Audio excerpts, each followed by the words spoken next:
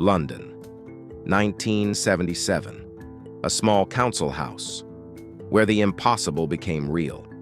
Furniture that moved by itself, children thrown across the room, and an 11-year-old girl who spoke with the voice of something inhuman.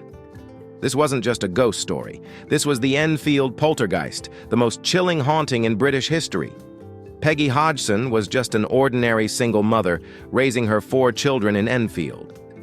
But late one August night, strange knocking sounds echoed through the walls of their home. She thought it was the kids playing a prank, but when she entered their room, her blood ran cold. The heavy wooden dresser slid across the floor by itself. The children screamed. Peggy tried to push it back, but an invisible force slammed it against the door, trapping them inside. Night after night, the disturbances grew worse. Beds shook violently, chairs toppled over. The children's toys, Legos and marbles flew across the room, striking people with force. Even neighbors claimed they heard the knocks, the crashes, the voices. And then came the moment that silenced all doubts. 2 police officers called to the scene stood frozen as they witnessed a chair slide across the floor, untouched. One officer later signed a sworn affidavit.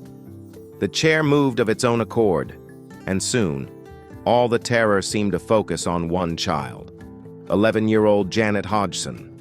She was lifted from her bed by unseen hands, dragged across the room, and sometimes her small body was thrown violently against the walls. But the most disturbing event of all was her voice, a deep, rasping growl echoing from her throat, a voice that claimed to be someone else. Neighbors, police, paranormal investigators, all would witness the impossible inside that Enfield home. But was it truly a haunting or a hoax spun out of control? The answer lies in the terrifying recordings you're about to hear in Part 2. This is Dark Diaries, and you've just entered the Enfield Poltergeist.